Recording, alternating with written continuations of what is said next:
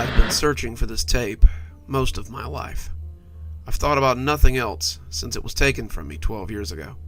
As I sit in my grandmother's bedroom, holding the familiar red plastic in my hands, I feel a sense of inner peace. I know that my search is over, and that serenity can follow. Mr. Harzows Corner was a show that I watched religiously from the age of 4 to 6. It wasn't some mysterious TV show that I saw on basic cable. It wasn't some scrambled signal I got from a weird public access network. It was actually something I found at a church rummage sale. The box of VHS tapes was sitting on a little table with the words 5 for $1 scrolled across it in permanent marker. I had leafed through it and seen the usual church swap meet stuff. Winnie the Pooh, Veggie Tales, all the Disney movies with their cracked plastic windows and dirty fingerprints on the names. But nothing really stood out. I had selected a few Winnie the Pooh episodes when I found the dirty plastic cassette near the bottom. It had a lurid red body, the color similar to old lipstick, and a handwritten name on the front. The black magic marker name read Mr. Harzows Corner, and it immediately caught my attention for some reason. I picked it up and just looked at it for a moment. I had grown up in an age of strange cassette tapes. Nickelodeon put out the chunky orange cassette tapes that often had episodes of Rugrats or Wild Thornberrys. And even some of the VeggieTales cassettes were different colors, depending on whether they were holiday specials or not. This one, however, seemed odd right off the bat. The plastic just felt thick in my fingers, and I remember both wanting to put it down and never put it down again. Finally, after 10 minutes of just looking at it, I did put it down, and I grabbed 2 cassettes featuring episodes of Barbie's Dream House, a Nickelodeon cassette featuring the Rugrats, and 2 with handwritten names saying they were old Winnie the Pooh cartoon episodes. I brought them to my mom, and after looking over them, she nodded and gave me $1. I had taken them to Miss Wazowski, the cheery old lady who often organizes these rummage sales, and she put them in a plastic grocery bag and smiled at me as I walked to rejoin my mom. It wasn't until I got home that I realized there was a 6th tape in that bag, though. I had just turned on the VCR TV combo in my room when I realized there was an unfamiliar, yet very familiar red cassette tape at the bottom of the bag that had definitely not been there when I'd checked out. I picked it up and saw that Mr. Harzows Corner was scrawled across the front, and it was weird that I didn't remember picking it up at all. Instead of putting it back, I put it in the VCR and watched as the static began to clear on the screen. I had been intending to watch some of the Winnie the Pooh episodes, but the bag of tapes would sit forgotten for quite some time. Mr. Harzows Corner would be the only thing I really cared about for the foreseeable future. The show appeared to be nothing special. It was clearly a Mr. Rogers knockoff, but the Mr. Harzow character was strange, yet endearing. He looked normal enough, a slight blonde guy, taller than your average kids show host, with a corduroy jacket and a pair of battered jeans that covered the tops of his Reebok sneakers. The camera showed him coming into a normal living room, again very reminiscent of Mr. Rogers, and then greeting everyone with a big smile and a waving hand. "Good afternoon, boys and girls. And of course, a very special afternoon to children of all ages. Welcome to Mr. Harzows Corner. Know that I am glad to see you, and that I am always here, just for you." As it went on, Mr. Harzows Corner turned out to be nothing like Mr. Rogers' Neighborhood. Mr. Rogers often taught children life lessons about accepting people and being a friend, and lessons about how the world worked. Mr. Harzows Corner was more like having your own personal therapist inside your TV. Mr. Harzow taught no life lessons. He went on no adventures in make-believe. He just sat in his big easy chair with a cup of tea at his elbow and listened. First time I watched the episode, I was a little bit confused. After his greeting, he just leaned back and looked at me, smiling in a very strange way. His smile was warm, inviting even, but he seemed to be waiting for someone on the other end of the camera to begin talking. He just sat there staring at me, and I began to become a little creeped out. Even at 4, I knew it was a little bit unusual for adults to just sit there and stare at you. I remember reaching out to hit stop on the tape when suddenly Mr. Harzow cocked his head and seemed to speak directly to me. "Leaving so soon? I understand. Well, I'm glad you came to see me today. I hope you'll come again very soon. My fingers stopped over the button. Was he talking to me? It seemed like he had been, but this was just a VHS tape. This was an age before interactive tapes, and the idea that the VHS could talk to you was a little eerie, but also a little bit interesting. When he had spoken directly to me, I had remembered feeling a little sad that I was leaving already. He seemed like he understood, but maybe he was a little sad to see me go as well. I recalled my hand, and that big grin spread across his face again. Changed your mind? I'm so glad. So why don't you tell me about your day? I'm sure I'd love to hear all about it. I sat for a moment, thinking about what to do. Finally, I told the smiling stranger on the tape about my day. I told him about my mother, and going to the rummage sale, about finding his cassette tape, about bringing all the cassette tapes home, and discovering that his cassette tape was in with the ones I'd bought. I told him I hoped I wouldn't get in trouble for having 6 instead of 5 cassette tapes, because my mother would think I had stolen it and she would get mad. Through it all, Mr. Harzow just sat and nodded, smiling his smile and listening as if I had the most interesting things in the world to talk about. Even at 4, though, I began to think that this was just someone pretending to listen. I remember thinking back to shows like Dora the Explorer, where Dora would ask a question and then pretend to listen to your answer. No matter what you told her to do, whether it was to go towards the next thing she had to do or sit in the grass and look at the clouds, she always came up with the right answer and went off to do what she was supposed to. I assumed that Mr. Harzow would do the same. He would interrupt me any minute now, just like Dora did if you spoke for too long, and start on some pre-scripted bit of dialogue. But he didn't. He sat and listened politely until I was done speaking. Then he nodded and answered me as if we were two people having a normal conversation. It sounds as though it's been an exciting day for you. I'm glad you got to go and do something important, something that you enjoy. It's a real honor to be part of your life, and I hope we can be friends for many years to come. I spent the rest of the day in my room, talking with Mr. Harzow and telling him about my family, my home, and my life. He always seemed interested in my stories, and he always listened with that big smile and that fatherly way of talking about everything. My mom called me for dinner, and he said he would wait for me to come back. When I returned, he was still sitting and looking at the screen like I had never left. He asked me about dinner, and we talked until it was time for me to go to bed. Will I see you tomorrow? He asked, and I assured him that he would. I nearly left the TV on and just went to bed, but something told me that might be a bad idea. Not because the tape was cursed or haunted, but because Mom might come in and find it on. She might talk to Mr. Harzow, and Mr. Harzow might decide to be her friend instead of mine. The thought of losing Mr. Harzow, even after such a short time, made me feel furious, and I turned off the tape and went grudgingly to bed. I spent the next 5 months with my nose pressed against the TV screen, and Mr. Harzow listening to all my problems and woes. When my mom grounded me after the dog knocked the lamp over, he listened and consoled me. When my dad accidentally bumped me and I fell down the last 3 stairs, he was the one who told me it would all be okay. Every childhood problem, every unforeseen event, Mr. Harzow was there for me. It wasn't just that he listened. It wasn't even his advice that made me love him so. When Mr. Harzow talked to you, you felt like you were the most important person in the world. His attention was the most important thing you could ever have, and my 4-year-old brain drank that attention in. I became hesitant to leave the house, making up excuses why Mom couldn't go places, since I'd have to come with her. I wanted to spend every waking moment with my new friend, but something on the horizon would leave me with even less time with my dear Mr. Harzow. When I had to start kindergarten, Mr. Harzow told me how it would be new and exciting, and how he wanted to hear all about it when I got home.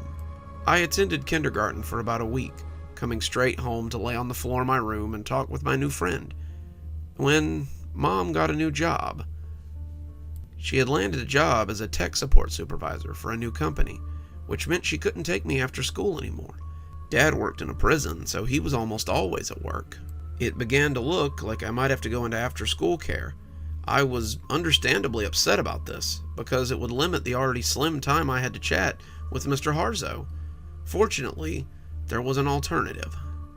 My grandmother agreed to take me after school. My grandmother lived alone, my grandfather having died before I was born, and I think she was excited about watching me. Grandma had been very sad since my grandfather's passing, and it had turned her into a quiet shell of her former self. My mom always talked about what an outspoken and vivacious woman my grandmother had been when she was younger, and now it seemed like I might get to meet this new grandma. As bad as it sounds, I wasn't really all that interested in any of it, though. I simply wanted a place with a VHS player so I could watch my tape. At first, that was all we did, too. Grandma would pick me up from school, asking how my day had been, and asking what I might like to do once we got home, and I would tell her that I wanted to watch my tapes in the den. She would offer to bake cookies with me, or maybe take me to the park, but I was fully invested in the silky voice of Mr. Harzow. I would come in and lay my book bag down and go sit in the den for hours as I talked quietly to my good friend about everything and anything. He smiled when I told him about my grandma and said it was nice that I was keeping her company. Grandmothers are such a valuable resource of knowledge, and the fact that you have such a good relationship with yours is truly special. I agreed, but I was still very guarded about the tape. I would often turn it off when Grandma brought me snacks or asked if I was interested in going outside. I didn't want her to see Mr. Harzow, and I think I was still afraid that she would take him away from me if she saw him. She would want him to be her friend, and then I would be unable to see him since he would want to spend all his time with her. Mr. Harzow never said as much. All of his advice was placidly given through the TV after he had sat and listened to me. But I knew that if I coveted this tape, then others might as well. Over time, Grandma did manage to coax me out of the den. I was 5 after all, and the smell of cookies or the promise of ice cream had a talismanic effect on me still. Mr. Harzow became an after-dinner friend, a rainy day friend, but I still found myself wanting to spend as much time with him as I could. No matter what I was doing, playing on the swings or sitting in class or making cookies with Grandma or even sleeping in my bed, it seemed that I was thinking about Mr. Harzow. I would find myself hungry for any time I could get with him, and there were nights that I quietly whispered to him from the floor of my room as my parents slept not too far away. It didn't come to a head until I got careless at Grandma's house one day. It had been the best day my 6-year-old brain could remember. Grandma had taken me to the local carnival, more of a street fair than a regular fair, and I had done it all. I had ridden ponies, I had eaten so much I thought I would bust, I had seen clowns and jugglers and listened to bands, and for a moment I'd even stopped feeling the tug of Mr. Harzow. We came home and I ate dinner, and Grandma asked me if I wanted some TV time before my mom came to pick me up. I said I did, and I rushed off to tell Mr. Harzow about all the exciting things I had done and seen, and he laughed and told me how much fun it all sounded like. As he spoke, I remember yawning as his pleasant voice drifted over me, and when I felt my face drifting towards the carpet, I don't even think I was aware I was going to sleep. When I woke up in my bed the next morning, I was confused. When I couldn't find my videotape in my bag before school, I was frantic. I thought about it the whole way to school, and decided that I must have left it at Grandma's house. I had fallen asleep in front of the little TV in the guest room, and so the tape must still be there. I figured it wouldn't be a problem. Grandma was going to come pick me up after school, so I could get it while I was there. When my mom picked me up instead, I was a little bit confused. "Sorry, sweetie, but Grandma's sick, so she can't take you today." Mom had taken off work for the afternoon to pick me up, and I spent the afternoon walking around the house like a junkie. I hadn't been without my tape for the last few years, so being without it now was like torture. I tried to go out and play, but I just couldn't get interested in any of the games. I tried to watch TV, but none of my favorite shows seemed to hold my attention. I just walked around aimlessly, wanting to talk to Mr. Harzow. I'd had a pretty good day that day. He would want to hear about it. He would want to hear about how my team had won at dodgeball, about how my sculpture had been praised by the teacher in art class, about how I'd made a new friend. Not being able to tell him was torture, but I knew I had to stay strong. Grandma would be better tomorrow. I just knew it. It turned out Grandma was sick that whole week, though. By the end of that week, I was becoming a mess. My parents just saw it as me being a hyperactive kid, but I felt like I was actually going through withdrawals. Sometimes I would just lie on the floor, knees tucked to my chest, and hyperventilate. I remember vividly the feeling of my breath as it rushed out and rasped wetly against my skin. I remember feeling like I might vomit, but being unable to bring up anything. I remember my dad finally taking me and putting me in my room one Saturday, because I had done nothing for 3 hours but stare at the ceiling and shudder. This will sound dramatic to you as you sit in your nice warm house. You'll think I was just overreacting or being a spoiled child who couldn't get their way. Some of you, though, the ones who have loved something self-destructive and lived through it, might understand what it was like. After a week, I asked my mom if maybe we could go visit Grandma. I told my mom I was worried about her and wanted to see her. We were driving back from school, Grandma having been sick all week, and the idea suddenly occurred to me that maybe we could go check on her. Anything at this point to get my fix. Mom had knocked about 20 times when she finally used the spare key to open the lock and head inside. I was in as soon as the gap in the door was big enough. The house looked different, but I hardly noticed. I was charging down the hall to the guest room, Mom calling for my grandmother as she came inside behind me. The door to the little guest room was ajar, and I crashed through it and knelt before the silent altar of that cold little TV on the floor. I pushed the button, but nothing happened. I pushed it again, but still nothing happened. I peeked into the VCR slot and found it empty. Someone had taken my tape. I came hobbling from the room on all fours, probably possessed of that "give us the precious" look old Smeagol showed to Frodo far too often. I heard Mom in the kitchen, still looking for my grandma, but I only had one thing on my mind. Mr. Harzow had to be here somewhere. At the bottom of the stairs, I stopped, cocking my head like a dog as I listened. I could hear him. I could hear Mr. Harzow. I could hear the melodic sound of his voice. I could hear the soothing tones that had so often told me that everything would be fine. I had craved that voice for the past 7 days, and now it was so close I could almost taste it. I ambled up the stairs as quiet as I could, pressing my ear to the door of my grandma's room. I could hear him telling her how he understood her woes and commiserated with her sorrow. I shoved the door open, looking into the squalor that had become my grandmother's room. It was filthy. A smell like waste just left to drop where it would assaulted my nose, along with the smell of spoiled food. Grandma was perched on the bed like a gargoyle, her eyes glued to the little TV on the nightstand. The glow from it illuminated her face like a death mask. It had only been a week, but she looked so haggard and so old that it almost scared me to look at her. She jumped when I screamed at her to give me back my tape. She covered the TV, the screen making her eyes shine with lust as the two of us yelled at each other like angry cats. I told her how unfair it was that she could just take things from me and demanded that she give it back. She said it was her tape now and that she would never give it back.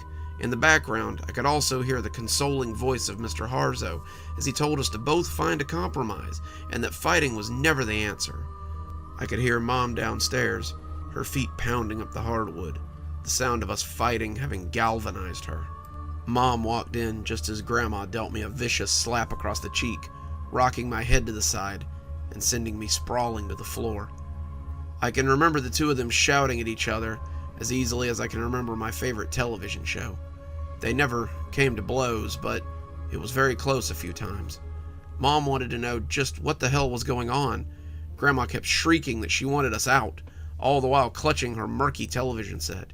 She said we were not welcome here anymore. She said she never wanted to see us again.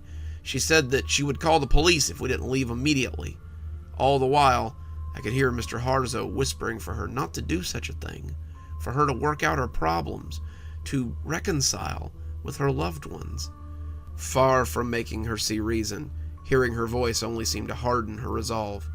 Hearing his voice only made me want to bask in the glow of that murky television set all the more. Finally, we left, my mother weeping openly as she dragged me kicking and screaming down the stairs. That was the last time I heard his voice, for 12 years. You would say that after 12 years I might have forgotten about Mr. Harzow. You might think that after 12 years I would have surely moved on with my life. You might assume that I would find other hobbies and interests besides talking to a man that lives inside a VHS tape. You would be wrong. Dead wrong. When it became apparent that I couldn't get the tape back, I started searching. This was the early days of the internet, and I started furiously pursuing information online about similar tapes or similar programs. I didn't find much. There were a handful of people who were clearly just playing around, a few others who were trying to use the tape and my obvious desire for it to lure me into something terrible. Neither of these bothered me much, but the others showed me something I didn't want to see. Becky and Steven were two users I spoke to on a forum who believed they had actually come into contact with Mr. Harzow. Both had the kind of conversations with me that smack addicts likely had with each other. They spoke of their time with him lovingly, their words painting a picture of almost worshipful need. Becky said she had spent 10 years with Mr. Harzow before her mother had taken her television and thrown it out. She locked Becky in her room, and Becky had been forced to watch the truck come and take the TV, VHS and all away forever. Steven had a similar story, but his tape had been destroyed in a fire when his house had burned to the ground. That was 2 years ago when I found them, and I had no idea how much they would affect my search. About a year after meeting Steven, he stopped talking altogether. Becky and I assumed that something must have happened to him. He had been teetering lately, rolling in the memories of his time with Mr. Harzow like a dog rolling in a smell it likes, and he had been talking about self-harm a lot. When he didn't sign on for about a week, Becky and I assumed he had finally had enough of dwelling on something that he couldn't have. His last message read, "I'll be with him soon." Becky, on the other hand, saw an opportunity that I never would have foreseen.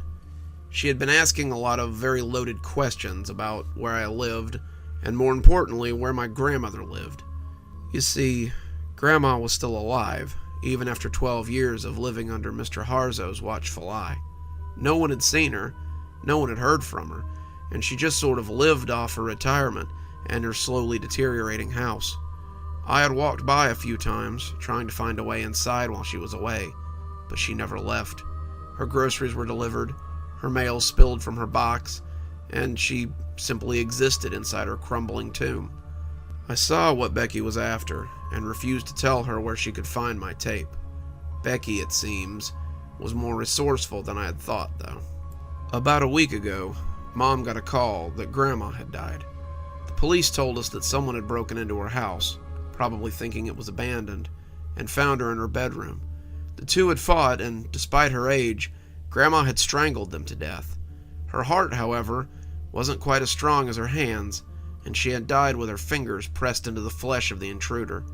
The intruder had been identified as Rebecca Smythe, a resident of California, who seemed to have driven 800 miles just to break into my grandmother's house. It seemed that my internet friend had finally pinpointed where my grandmother lived, and it had been the end of her. The night after the funeral, I made my move. I broke a window around back, we no longer had a key to the house, and made my way through the unfamiliar squalor. The house was a wreck, junk and garbage piled everywhere, and when I finally found the stairs, I breathed a sigh of relief. They were sagging, the wood groaning as I walked up them, but they were still intact, and my prize was within reach. The TV was on the nightstand, its soft glow illuminating the bed where Grandma had breathed her last. The tape sat in the murky light, like a red invitation or a jolly splash of blood. I've been holding it, feeling its red plastic in my fingers for nearly an hour, as I contemplate whether or not to slide it in. It's not a question of whether I will or not. I have missed Mr. Harzow desperately for the last 12 years, but I wanted to take down this story before I give my life back to him. You may think this is his fault somehow, but I cannot blame him for what has happened. He told my grandma on that long ago day to reconcile with us. He never told me to hurt anyone. He never told me to be unkind to anyone. I think that's why people seek him. When Mr. Harzow speaks, you feel as though he speaks only for you. He accepts you, no matter what, and that kind of power is intoxicating. The TV accepted the tape in just the same way it always had, and now he's smiling at me and welcoming me back as an old friend. I think I'll go speak with my old friend for a while. I think I'll go speak with him for the rest of my life.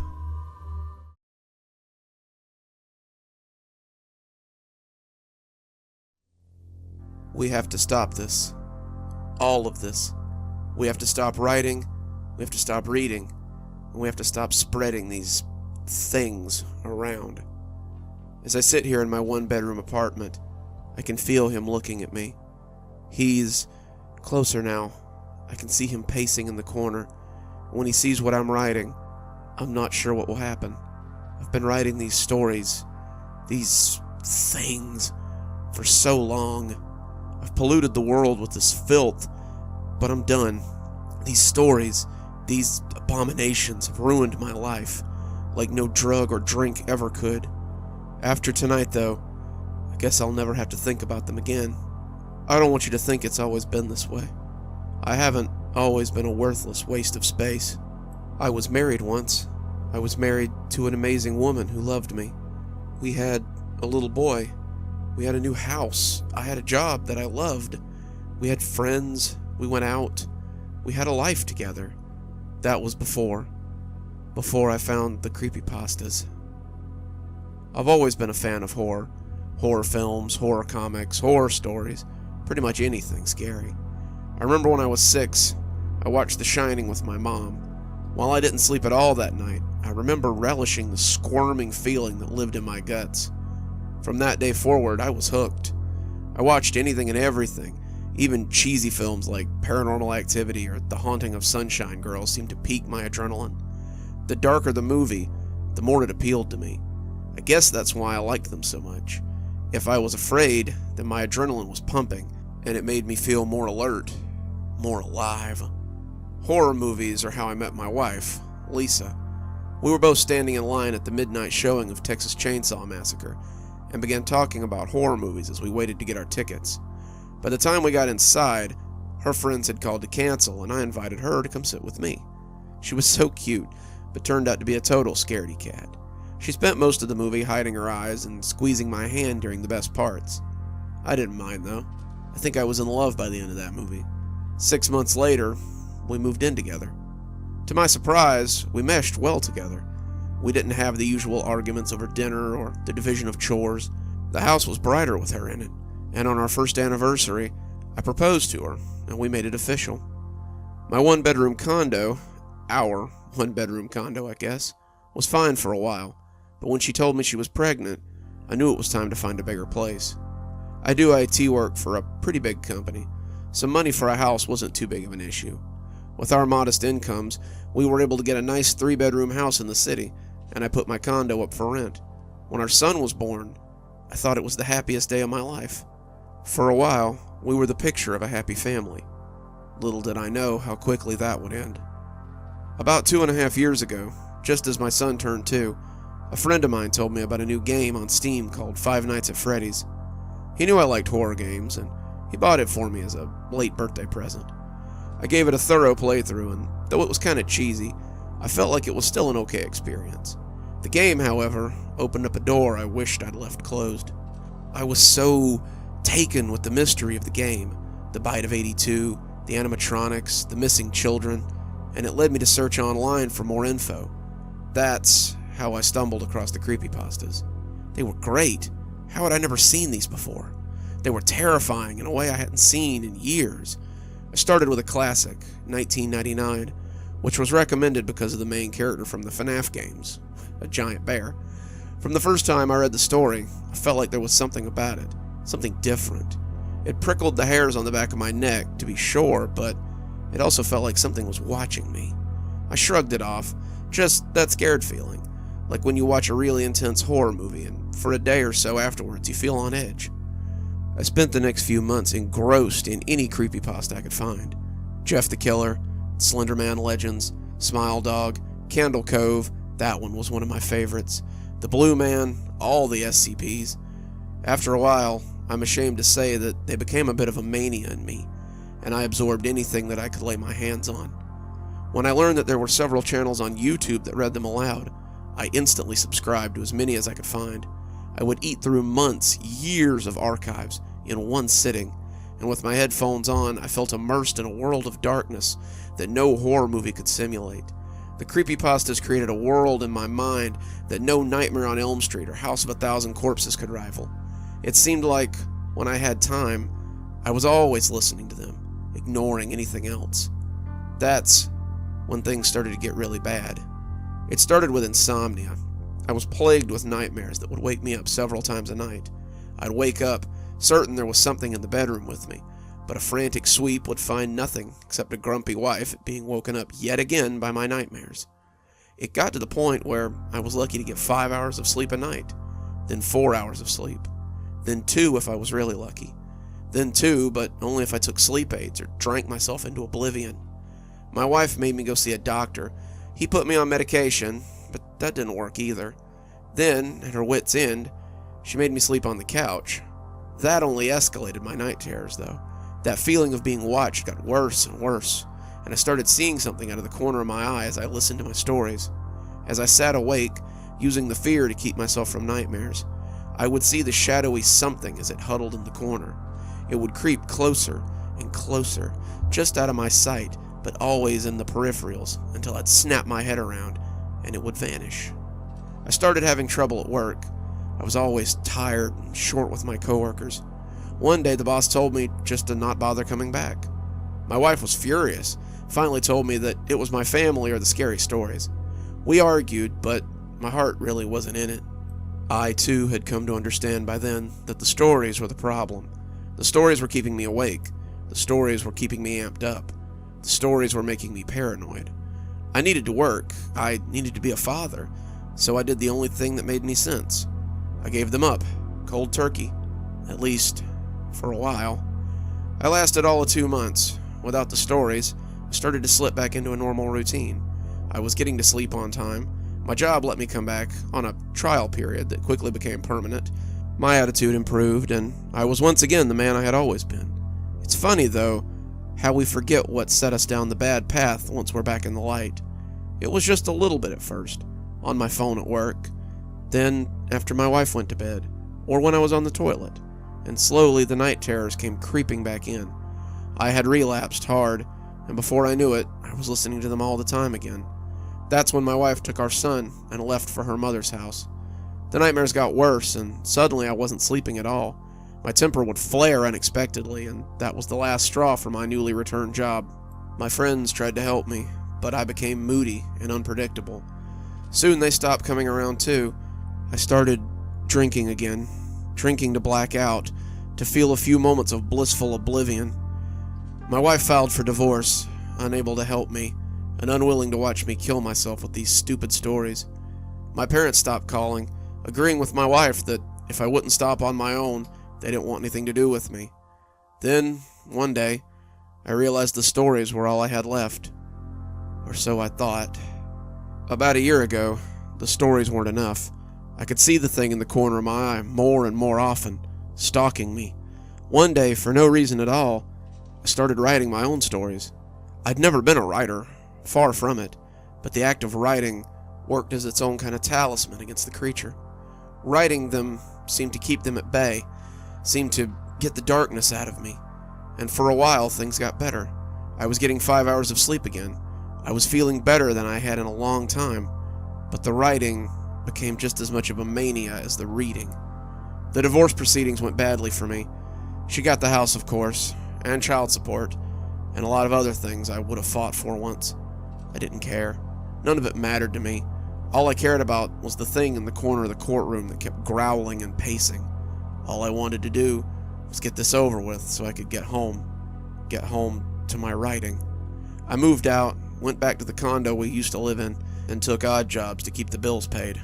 I've sold blood, sperm, written terrible things for terrible people, and all to feed my addiction. I'm no better than some smack addict, no better than some worthless junkie who writes his fix every day. My wife keeps calling me, asking when I plan to see our son, who keeps asking where his daddy is. But I don't have time for them. I have to write. I have to keep this beast at bay. But now, even the writing has stopped working. The thing isn't in the corner of my eye anymore. I can see him now. He's not even trying to hide. I'm afraid that he's very close to having me. God forgive me.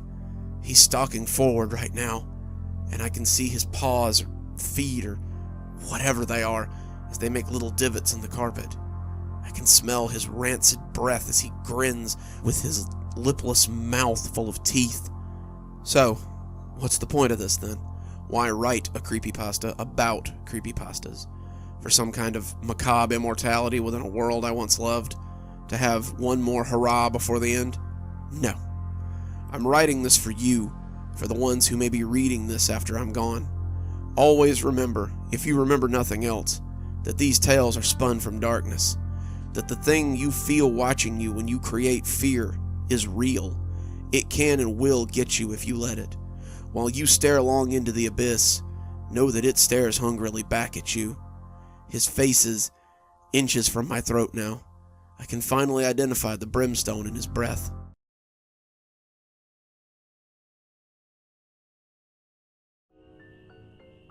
My husband Thomas is a writer of short horror, and I'm very proud of him. He crafts these unique little tales about horrific situations, and people really like them. I won't name drop here, but you may have read some of his work if you've been in the community for a while. He writes a lot, and his stories have been read by a lot of different narrators. Recently, though, things have changed. He's been thinking of narrating his own stories for years, but he just never thought he was up to the task. His voice won't play well with the audience, he says. No one will want to hear someone read their own stories, he says. His stories aren't very good, even though he makes money writing them. He has thousands of excuses, but finally I told him to just try it and keep his expectations realistic. He gave it a try, and from the first video, things have been great for him, but very strange for me. You see, when my husband records videos, he becomes someone else. It all started with Dr. Winston and the Hospital of Horrors, a series my husband writes. Dr. Winston is a stuttery little guy, someone who's afraid of his own shadow. And when my husband does his voice, it doesn't even sound like him anymore. I've never actually seen him do the voice. Not really. We have a 2-bedroom apartment, so he sets up his studio in the bedroom since our son has the other room. He bought one of those green screen curtains from Amazon and some wall foam to cut down on the reverb, and he pulls the curtain and sits behind the screen as he works. Sometimes I'll sit in bed and listen, hearing the story unfold, and the first time I heard that whispery little voice come from behind the curtain, I had to get up and peek and make sure it was just him back there. His voices are spectacular, and soon he had a dozen or more of them.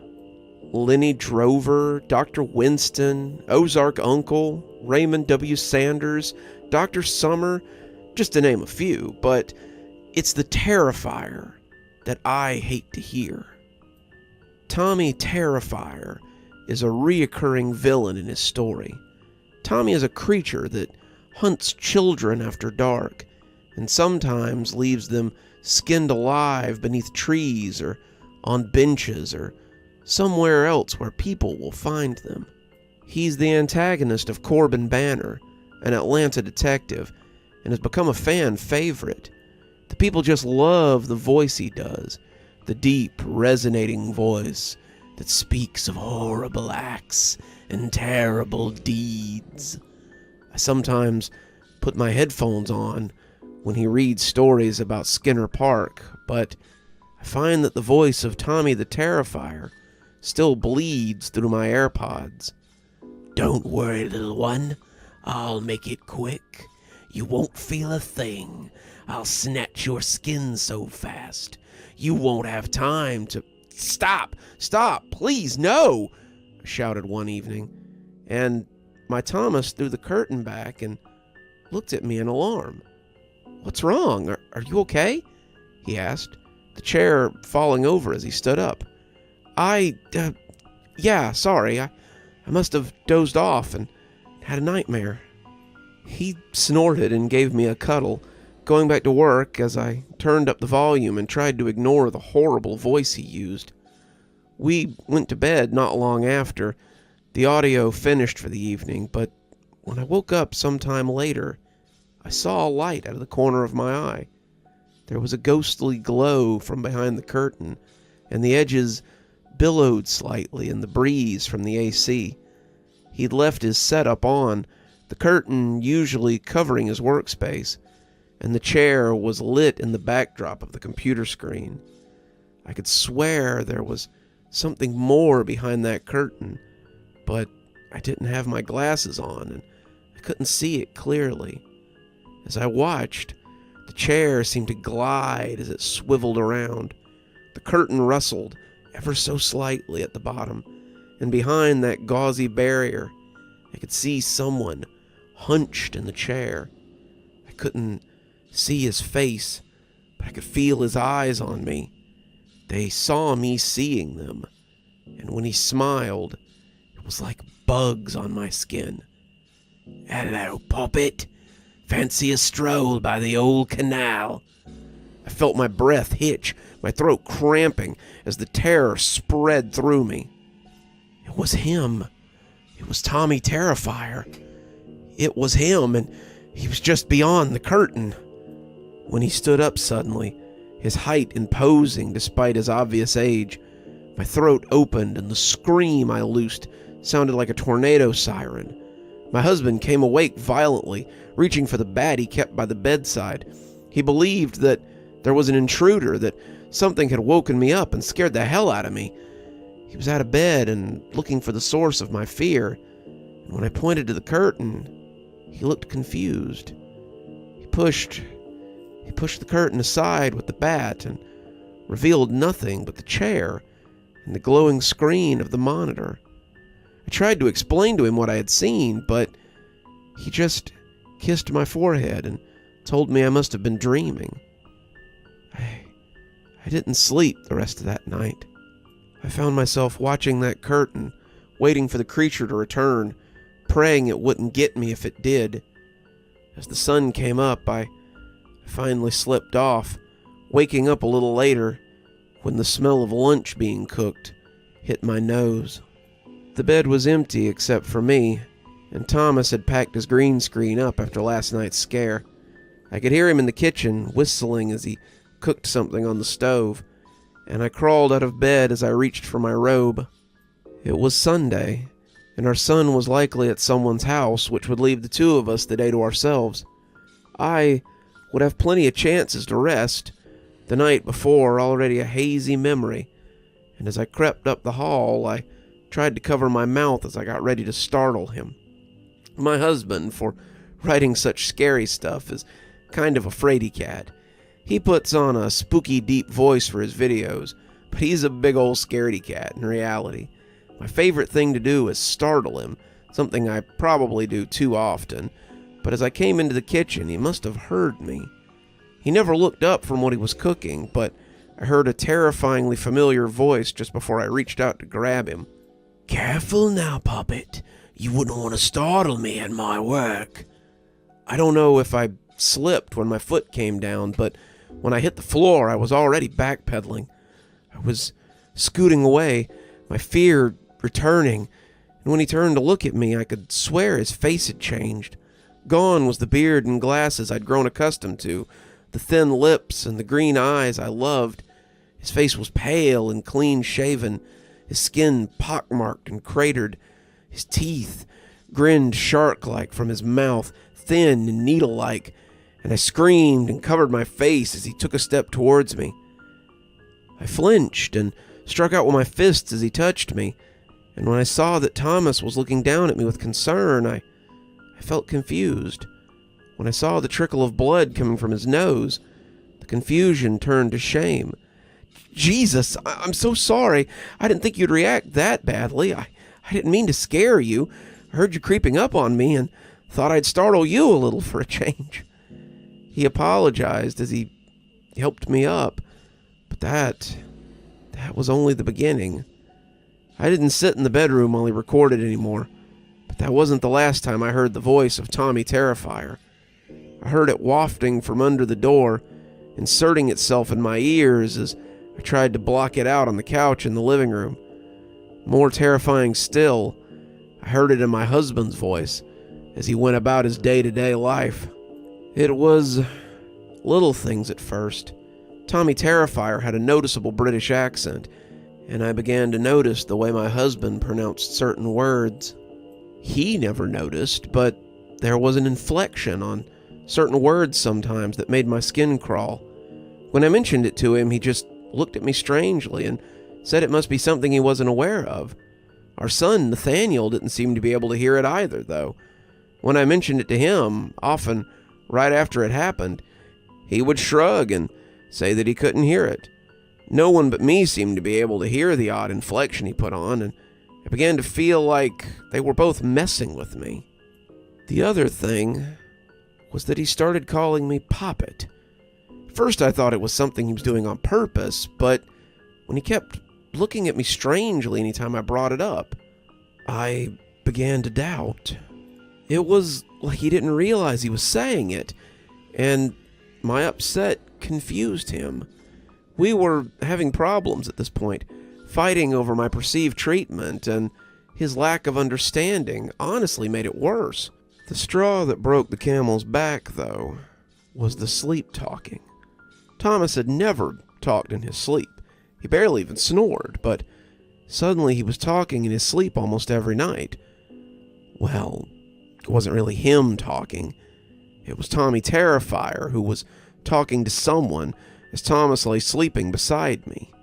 He always just called them Poppet, the name Tommy gave the kids in the stories before he killed them, but it was also the name he'd been calling me for weeks now. As I lay there listening to him talk about all the grisly things he meant to do, I realized that he might be talking to me instead of some random kid he was dreaming about. Sometimes he would turn his head and look in my direction, and I could feel his eyes behind his lids looking at me. I wanted to wake him up, but by now I realized it wouldn't do any good. He would just think I was having mental problems or something, and the fights would continue. I moved to the couch that night, and when he found me there in the morning, I told him I was having bad dreams and I didn't want to wake him up. Not long after that, he told me about a new angle for the show. The fans have really been liking the series, especially Tommy Terrifier, thinking about changing the show up so Tommy reads the stories sometimes. I might get more audience interaction, kind of shake up my listeners a little bit. I tried to be supportive of this, but I was not pleased to hear that Tommy would be making more appearances in his makeshift booth. After that, every third or fourth story was narrated by Tommy Terrifier. Then it was every other. As the voice became a regular part of his show, the night talking got worse. He would say the most depraved things I could barely believe my normally sweet husband would say. He would talk for hours about skinning people alive or pulling out their teeth, and I would lie there in terror as it all just played out around me. I'd taken to using sleep meds so I could get to sleep before him, but sometimes that voice would follow me into my dreams, and I would spend my nights in a state of constant terror. Sometimes I couldn't get to sleep before him, but even from the couch, his dark words seemed to find me. I came to realize that this wasn't something he could help, and I stopped bringing it up. He was so excited about his channel that I hated to put a damper on his enthusiasm by telling him how it affected me. Engagement was way up, he would say. He had more subscribers than ever, he would say. People were commenting how much they loved Tommy Terrifier, he would say. Ad revenue was at an all-time high, and maybe he could cut back at work and take more time for the channel, he would say. On and on and on about how people liked that terrifying voice of his, and I would nod and agree and tell him how great it all was. Meanwhile, I was a nervous wreck in my own home, waiting for the next encounter with Tommy. Before long, the show became Tommy Terrifier's Terrifying Tales, and Tommy began to make an appearance in every episode. That's when I began to notice the physical change in Thomas. He was spending more and more time in our bedroom, the door closed and that terrible voice creeping from beneath it. It wasn't just me hearing it now. Nathan had begun avoiding the back of the house, spending more time in the living room than usual when he was at home. I asked him why, but he wouldn't tell me. He said he hadn't been sleeping well lately, and I can relate. He's been sleeping on the couch with me sometimes, and we both shudder when the voice of Tommy Terrifier slips down the hall. That was a week ago. Now the only time he leaves the house is for evening runs. He says it's when he gets his best writing done, but I've come to doubt his words. He always comes back sweaty and disheveled, and his stories have taken a very dark cast. They've become less horror and more horrific. The mutilations and violence have reached a new level, and all of it is delivered by the voice of Tommy Terrifier. He doesn't even sound like himself when the mic is off now. His normal voice has begun to appear less and less, and I'm afraid that one day that pale creature will come out of the bedroom instead. It's getting late now, and though he hasn't come back, the police have come asking questions. They questioned everyone in the neighborhood at the start of the violence, but they had some very probing questions about my husband tonight. Where does he run? When does he run? Had I noticed any strange behavior? Did I notice a change in his personality? Apparently, some of the stories he's been writing lately have been a little too similar to the murders in the park, and the police want to bring him in as a person of interest. I told them he was out running and they could find him in the park. After they left, I put the chain on and waited for him to come back. He hasn't returned, but I woke up to hear a familiar voice coming from the bedroom. It seems there's a new story to be told tonight, and the sounds of Tommy Terrifier sound almost gleeful. I don't know what to do. I'm not even sure how he got back inside. I want to leave, but I'm frozen in fear as I sit on the couch with my son. I don't know if I'm more afraid that the voice will continue or that it will stop. Because if it stops, I'm not sure if I might not become just another one of those tales he reads for his audience every night.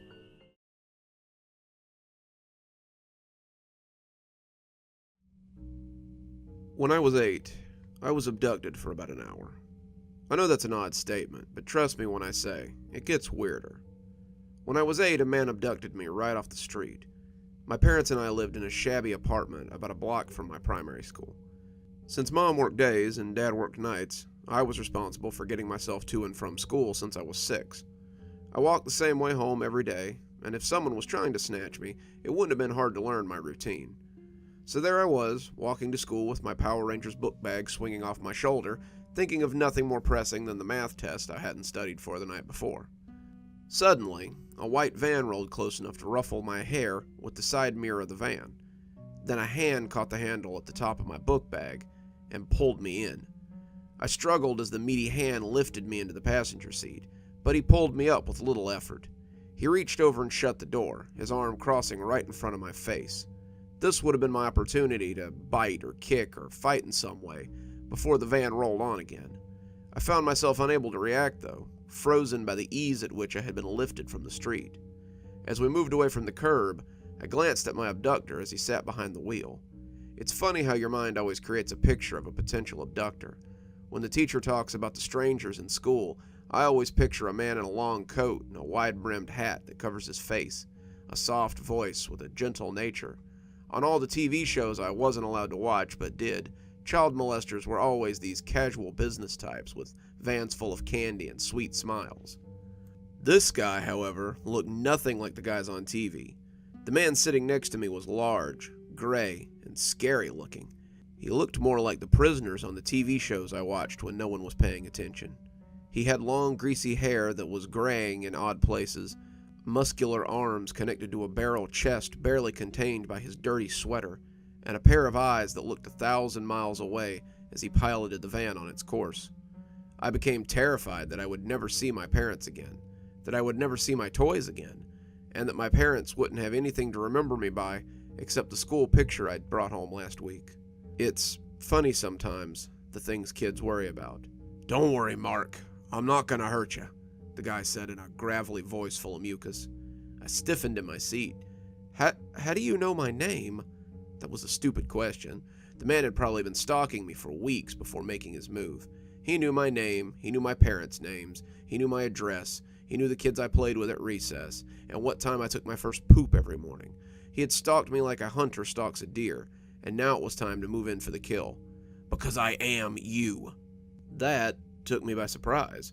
I had expected many things. I had thought maybe he'd say he was in love with me, to scream at me that he would kill me so I'd be scared so he could get off on my fear, maybe even that he would keep me forever, that he'd be my new dad, or I'd be his new son.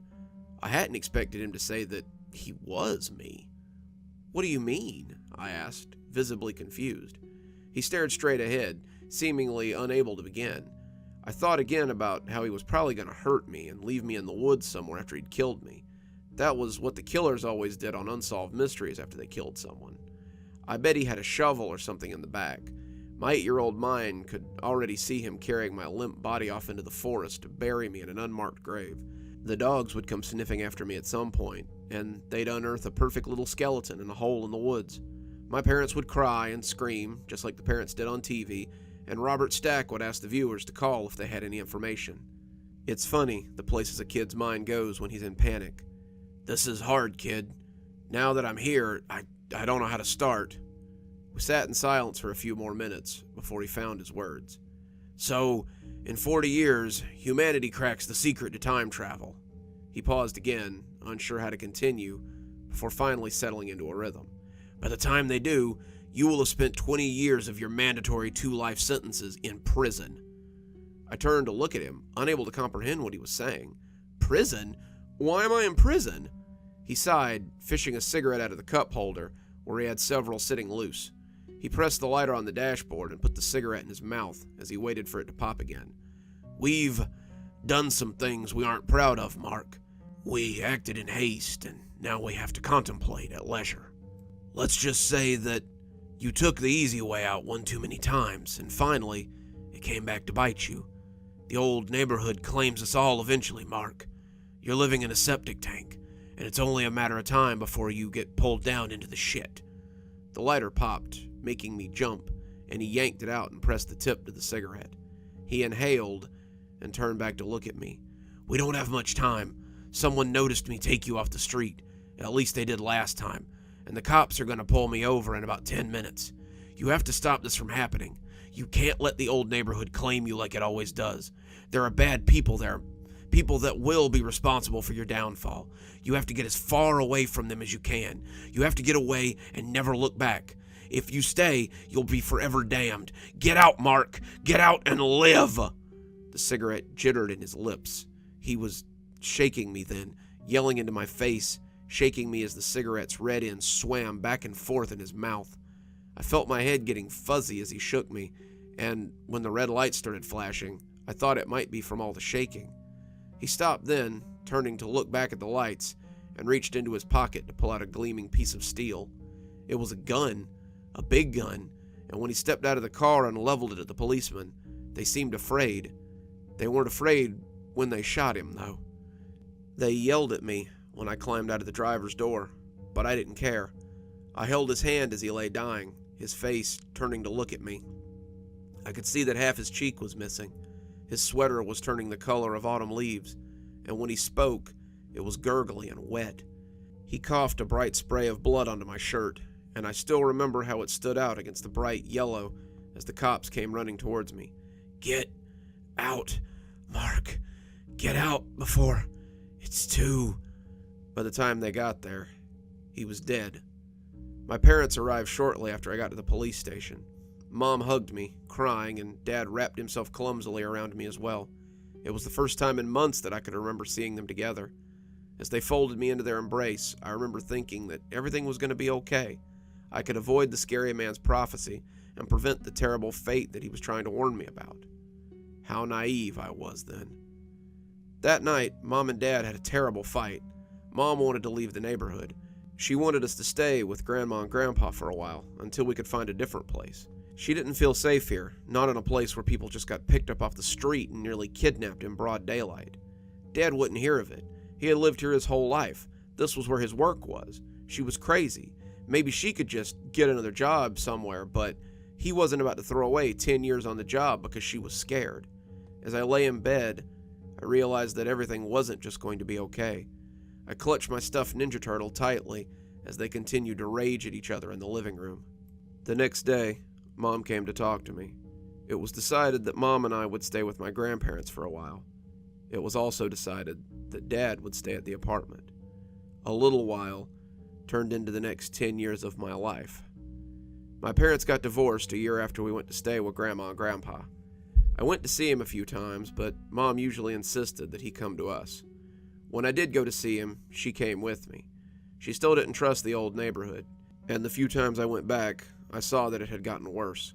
Gangs and drugs had taken over, and Dad had become a stranger to me. When the construction company he had been with for so long closed down, he joined the element around him. Mom wouldn't tell me what he was doing, but I'm sure he was making drugs. The next time I saw him, he looked like a zombie from a horror movie. His hair was thinning, his face was gaunt, and he smelled like a truck stop toilet. He told me to stay in school and make something of myself. He told me not to end up like him, not to let people I thought were my friends drag me down into something I couldn't get back out of. Whether he knew it or not, he spoke the words that the strange man had said to me when he told me to never come back to our old neighborhood. "It's a trap, son. The only thing it can do is ruin you." When his apartment burned down a few months later, Mom didn't even take me to his funeral. I was 15 by then, just starting high school, and ready for the rest of my life. My grandparents had money. The kind of money that I now understand my mom wanted. They gave both of us the best life they could. With my grandfather's influence, I got into private school after private school. My mother made it very clear that I wasn't to squander the gifts I'd been given, and I took her at her word. By the time I was 18, I was at the top of my class and ready to enter almost any college I wanted. College was where I met Tabitha, though. Tabitha was where everything changed. I enrolled in a prestigious college, but I won't sully their reputation by naming them here. They were proud to name me amongst their alumni when I first stepped into their halls of learning. I took to my classes much the way I had taken to high school classes. I excelled, was noticed, and was praised for my hard work. I made the dean's list and was invited to join the kinds of academic circles that would ensure I had my own level of influence when the time came for my children to attend school. I was as far from that sidewalk in my old neighborhood as I had ever been. Little did I know, I was much closer than I thought. Tabitha was a year above me. She was a film major I'd met through a friend, and I knew I wanted her from the first time I saw her. My friend Jace was not what you would call centered on his studies. Jace had been accepted on a sports scholarship, and I had accepted that he was a burnout who was here to party and meet girls. Jace thought it was the height of hilarity to get me to skip out on my studies and hang out with him and his other friends, and Tabitha was one such friend. It was she who brought me about to the return of my old life. It all started because Jace was in my room, calling the person he bought drugs from. "Damn it!" he yelled, slamming the phone down and startling me from my work. "He won't sell me anymore," he sulked, drawing his feet to his chest as he sat on my bed. "Says my friends keep calling and coming by, and he thinks we're bringing heat around. Where am I supposed to get my Aether now?" Aether was a drug that was trendy on campus at the time. I knew it was amphetamine-based, but other than that, I had little knowledge of it. I didn't take drugs. I wanted to stay sharp, and other than the knowledge I gained from Jace and his friends, I was pretty ignorant of the whole culture. I was supposed to get some for the party tonight. Now I gotta show up empty-handed. A party, I thought. Maybe Tabitha would be there. I wanted to see her again, but if Jace wasn't invited to any more parties, neither would I. I thought fast and realized that I might not be as ignorant about the culture as I thought. Maybe I did know someone. I know a place you could get some drugs, I said, almost shyly. An hour later, we pulled up in front of my Uncle Randy's house. Uncle Randy was what I had always called Dad's friend Randall for most of my life. He and Dad had been childhood friends. Uncle Randy had been the best man at my parents' wedding, and I kept in touch with him a little after Dad died. His house had once been pretty, too pretty for a bachelor, Mom would often say, but now it looked run down and kind of creepy when we pulled up. Jace looked at me as if to say this was not how he was used to buying drugs, but I climbed out and told him to follow me. Randy was on the front porch, and he looked rough. He had clearly been cooking for quite some time. Burn scars and adult acne spotted his face. His receding hairline had been scooped back until the shiny pate drew attention to the greasy ponytail that hung limply off the back of his head.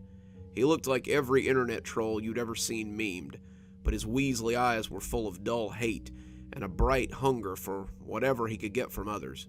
He greeted me warmly, but his eyes never smiled. We bought Aether from him, and were gone without much catching up or small talk. Apparently Uncle Randy did not have time for small talk anymore. The party was a huge success. Tabitha was there, and after Jace told them all how I had saved the party, she warmed up to me considerably. I didn't need the Aether that she puffed into my mouth with every passionate kiss. I was high enough off just being that close to her. She spent most of the party with her hand wrapped around mine, her body pressed against me. We were dating after that. I wouldn't use Aether. Just getting a contact high when we kissed was enough for me. She called it Aether hopping, and delighted in pushing the potent smoke into my mouth with every kiss. We started becoming very close. As we spent more and more time together, I tried to juggle my studies with the rush of my new girlfriend. I had always been too consumed by my term papers, or the collegiate essay, to have much time for a companion. With Tabitha, though, I felt happy in her distraction and full of her presence. Eventually, we graduated from college and moved into our own apartment. She got work as a columnist for a magazine, and I started work as an architect for a firm in the city. The money was good, we were both making enough to do the things we loved, and we found ample time to spend with each other. Tabitha kept her drug use under control, and I had broken myself of what little habit I had. Tabitha was enough for me, and I hoped I was enough for her. I was so naive.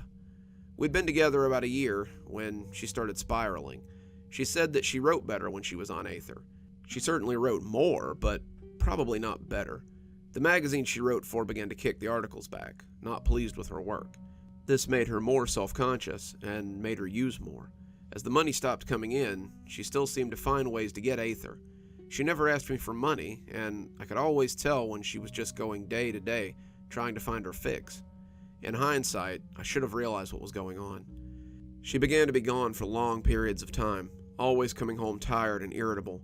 She was aloof and confrontational. When I confronted her about it, she became aggressive and often combative. I never knew what to do in these cases. She was so removed from the Tabitha I had fallen in love with, and I didn't know what to do with her when she became this venom-spitting demon. Afterwards, we always made up. She said how sorry she was, and promised she'd never do it again.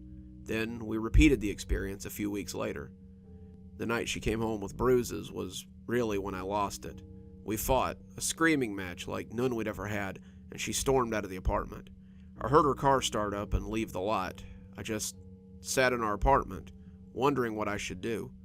What I did in the end was follow her.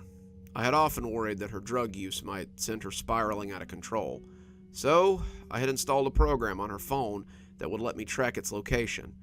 I know this sounds invasive, but I was terrified that she might get lost or hurt, and I might need to find her quickly. Aether has some severe health risks, and the thought of her having a heart attack or something and no one being able to find her hurt me deeply.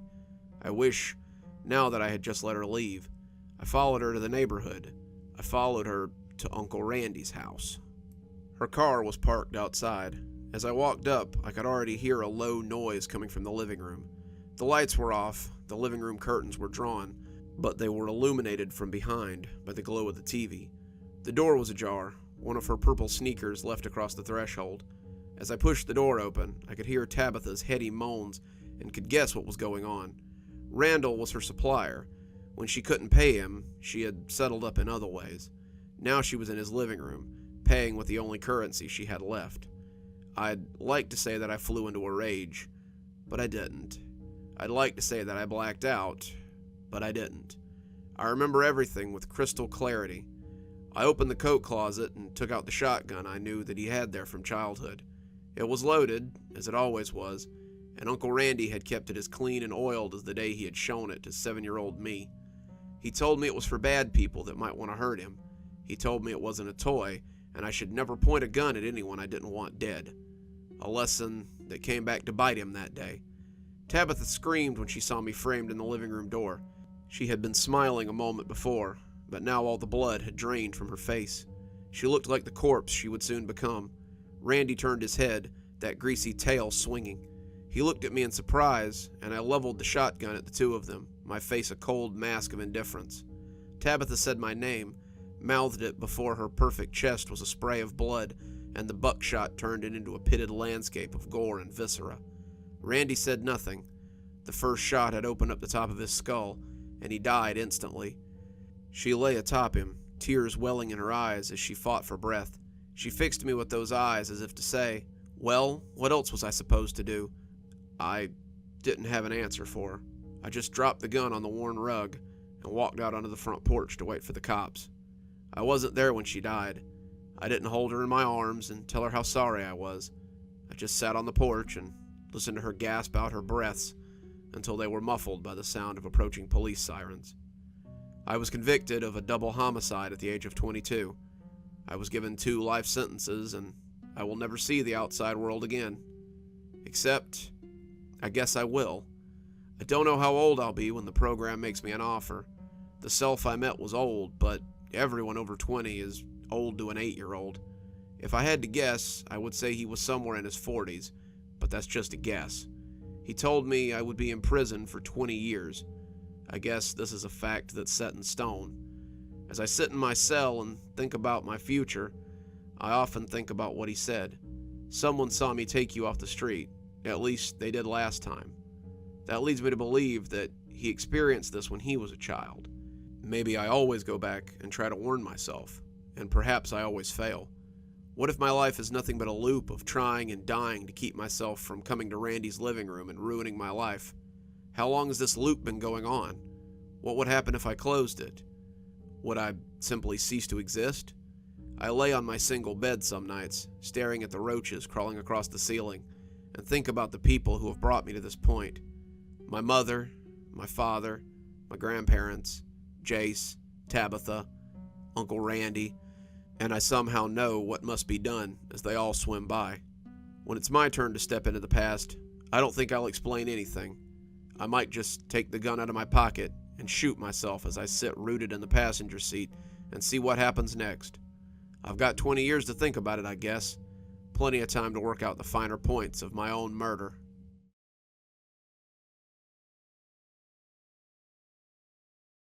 The 4 of us hunkered behind the fallen tree, looking through the binoculars in turn as we surveyed the cabin.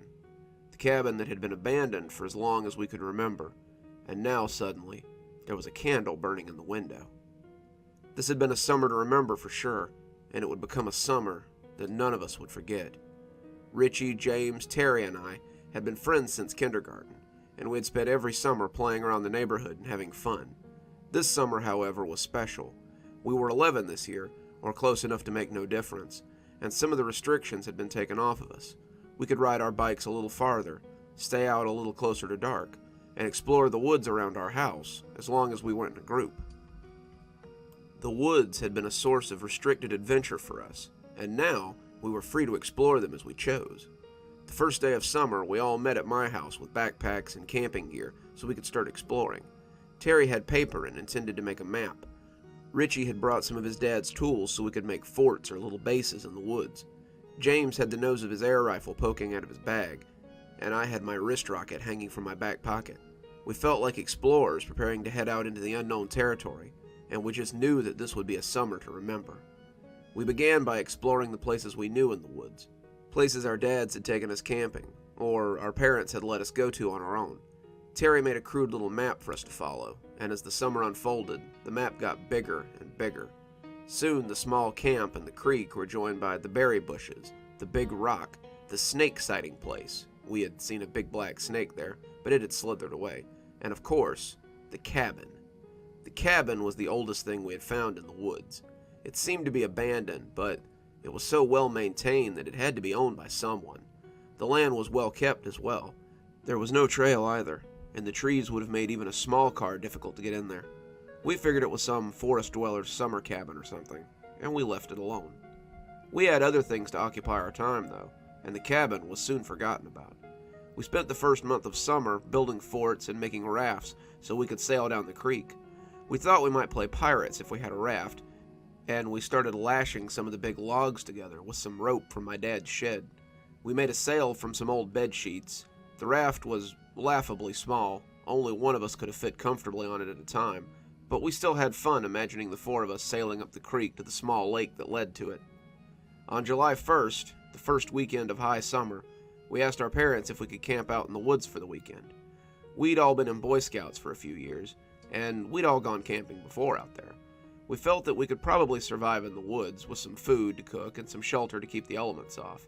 To our surprise, our parents agreed, on the grounds that we did not camp too far in the woods, and we marked our map where we would be so they could find us. "No more than a mile into the woods," my dad had said, "and you make sure to clean up after yourself so you don't attract anything you can't handle." So we packed our knapsacks and prepared for a weekend in the great outdoors. We hadn't realized how close we were to the cabin when we set up camp, but when Terry had come back with firewood and told us about the candle burning, we had discovered that we were only about 20 minutes from it. We had all been sent out on such errands, and Terry was the last one to return. I had been setting up the tents, Richie had made the journey to the creek for water, James had been digging the latrines we would use, and Terry had been getting firewood. It was getting on in the afternoon when he finally arrived, and the hot dogs in the cooler were calling our names. He dropped the firewood and told us we had to come see this.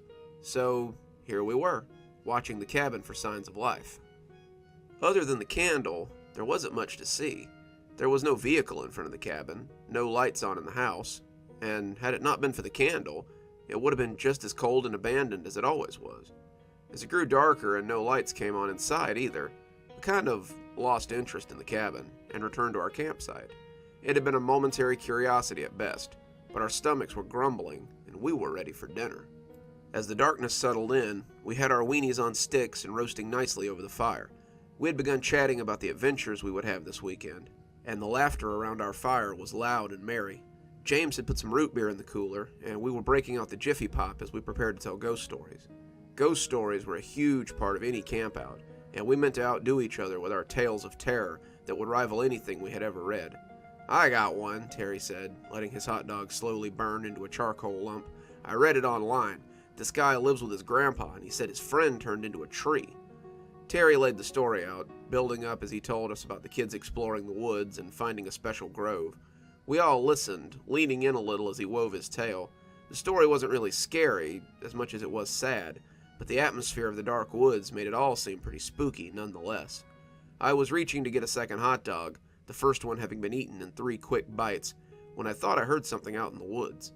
It sounded big, bigger than us at least, and I took out the little flashlight I had and shone it into the woods.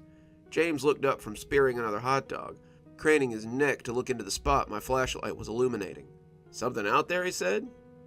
Not sure, but I thought I heard something." All of them turned to look, eyes peering into the murky blackness, but whatever it had been was either still or had moved on. "I've got one," said Richie. "It's pretty scary, though. I hope you guys can handle it." We all laughed, throwing a few marshmallows at him, before he leaned in and started his story. There were 4 friends out on a camping trip. They were staying the night in the woods, just their sleeping bags and the fire to keep them safe against the elements. Well, they felt all the night like something was watching them, so they decided to set a watch and make sure that nothing snuck up on them. They would each keep watch for 2 hours while the others slept, and as the others settled in, the first boy sat and watched that night. The fire crackled as we listened, and I thought I heard the snap of a twig again. Was something out there? Was it stalking us? It sounded big, but I suppose it could be a deer or a possum or something. The story isn't about him, though. The story isn't about the second boy either. This story is about the third boy, the boy who must watch through the depths of the night. The second boy had no sooner shaken him awake than he was curled in his sleeping bag and snoring happily. The third boy had slept for a few hours, but he was still tired. He didn't like staying up late, and was used to being snug in his bed when the sun went down. He sat by the fire, the warmth wafting up into his face, and he felt warm and comfy as he began to drowse. I heard a stick crack to my left, and I cut my eyes in that direction. Just then, something stepped on a branch out in the woods, and the boy found his drowsiness melting away. What was that? Some sort of animal? A person? A monster coming to eat him? The boy sat up a little straighter, but he was so tired, he could barely keep his eyes open, and the fire felt so good. I could see something out of the corner of my eye, but I couldn't be sure what it was. An animal? A person? A monster come to eat us up? He looked around, but he could see nothing. The small fire did little to light the forest around him, so he reached for more wood and began to build it up again. His hands shook with each piece he grabbed, and the coals danced as he slid the fresh logs into the flames. He soon had the fire raging, a burning pyre that threatened to catch the lower branches of the nearby trees on fire, but still, he could see only the vague outline of what stalked him. Whatever it was, it looked big like a bear, maybe even bigger. It had a towering presence that made it appear monstrous in the dancing light of our campfire. It appeared to be wearing clothes, but I couldn't be sure. Was that a dress? Maybe a robe? I couldn't be sure, but it was coming closer as we all sat raptly and listened to Richie's story. The boy watched the shape as it stalked closer, unable to tell what it might be. It was so big, it could be anything. A bear, a person, anything could be out in those dark woods. He took one of the burning sticks from the fire and held it out before him like a torch, trying to ward off whatever this diabolical creature might be. It came on heedless of the burning stick, and the boy began to scream as it stepped out into the firelight, and he caught sight of his stalker. This creature wasn't quite so bold. It hung back slightly, not daring to get close enough to be seen. When they found the boys, all of them had been killed. Of the 3 that had been in the sleeping bags, nothing was ever found, just a lot of blood soaked into the bags themselves. Of the watcher, however, they found him still at his post. He leaned in, the fire making his face look sinister. He was frozen in fear, his heart having stopped from terror. I turned then, looking over Terry's shoulder and into the woods, but whatever it had been was gone now. "Wow," James said, putting a fresh marshmallow on to replace the one that had fallen into the fire as he listened. "That was a great story." "Yeah," I agreed, scouting around behind him for shapes. "Bet I know who scared him so bad," James said, a little smile on his lips. "I bet it was Soap Sally." A chill ran up my spine. "Don't even say her name out here," I quavered, the others looking just as shocked. Soap Sally was not something to be joked about in the woods at night. Soap Sally was a local legend, a washerwoman who had done her washing at the watering hole for as long as anyone could remember. She made her own soap, made her own candles too, and was said to be able to make spells and potions as well. When she was found to be making soap out of the bones of runaway children, she was burned as a witch with only the briefest of trials. She was still used as a way to scare bad kids into doing what they were supposed to be doing, and there were still disappearances from time to time that weren't quite explained. I heard a rumor that those kids who went missing in the next town were taken by Soap Sally, James continued, clearly intending to milk the story for all it was worth. "James," I started, but I tensed when I heard a stick snap too close to our campsite. I heard she found them out past curfew and just snatched them up. They ran, of course they did, but she got them, one by one, and took them back to her lair to make them into soap. From behind James, a shape rose, a looming shadow that seemed to grow from the ground. I gasped, looking at Terry and Richie as it rose to 6 feet tall. Their mouths were hanging open, their eyes as big as dinner plates, and James clearly thought we were scared of his story. Then she hacked them up and boiled off the fat. She made them into soap, and then their parents found the soap the next day, and they used it to wash their hands. They never knew they were washing themselves with the bodies of their dead kids, and somewhere that old crone just laughed at them. As they mourned their loss, she laughed and laughed, stalking the night as she looked for more children to... But he noticed us crab-walking away from him and rolled his eyes in laughter. "Oh, come on, guys, it's just a story. Quit goofing around," But he gasped as her long black nails clenched his shoulder. When the monstrous woman bent down, her mouth of sharp teeth grinning much too wide, he began to scream like a stuck hog. We all screamed then, running into the woods like bullets fired from a gun. James screamed behind us, begging us to help him, but we were only 10 or 11. What could we do against something like that?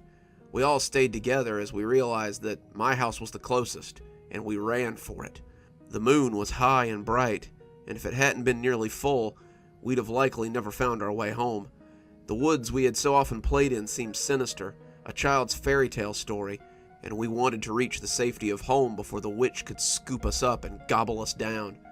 Every limb that grabbed our shirts was a witch's claw.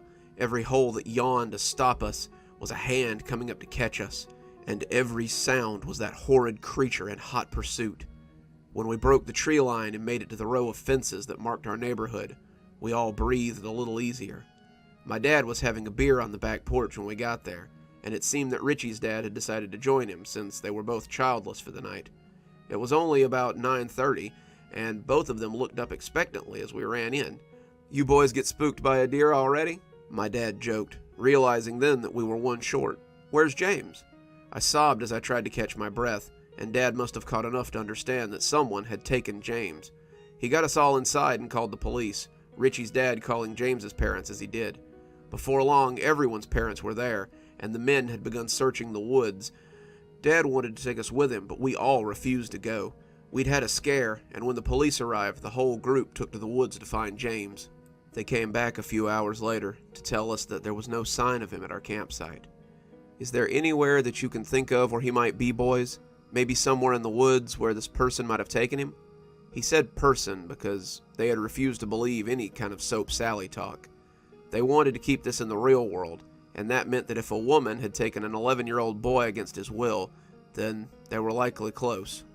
"The cabin," Richie almost hissed, looking to us for support. "Remember? We saw the candle burning there earlier. Maybe it's her cabin." We showed them on the map where the cabin was, and they told us to stay here as they all went to investigate. They were gone for about an hour when I heard the back door open and the 4 dejected fathers of my group come shuffling back in. They told the 3 of us to head up to bed so they could talk, but we hunkered at the top of the stairs and listened as they told what they had seen. James's mother cried a lot, his father holding her tight. The police were still there, and the sheriff had called in more deputies from the neighboring town. They were searching the cabin from top to bottom. They had found the door unlocked, and when they had gone inside, they had found that the cabin wasn't just someone's summer home. There was blood, so much blood, and the police had found the remains of children in that place.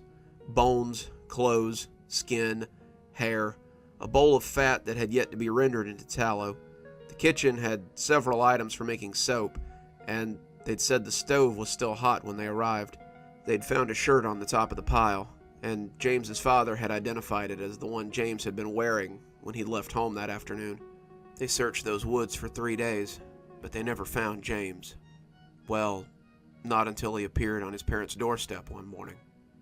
I was eating dinner that night, still reeling from what I had been through in the woods, and Mom was talking about how wonderful it had been that the community had come together to support James's family.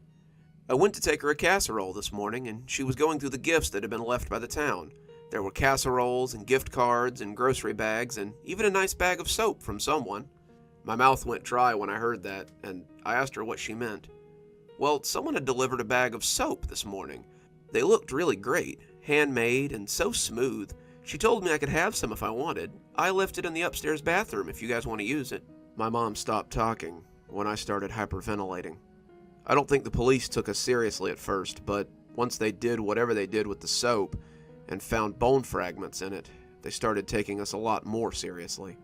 James's mother was hospitalized after that, going into a full-blown catatonic state, and the search was redoubled as they tried to find the killer. That was a long and strange summer, full of curfews and lots of dads riding around on neighborhood watch detail as they took kids from summer school to home or to and from summer events. They never found the woman that took James, but my friends and I never expected they would. We never went into those woods again. It's been years since the campout, but sometimes I still look at the woods from the back porch and can swear I see the specter of Soap Sally as she looms at the edge. I graduate high school this year, and I think I might just get as far away from this town and my childhood as possible. I can't imagine raising a kid in a place where they can wind up as bricks of soap on your front porch.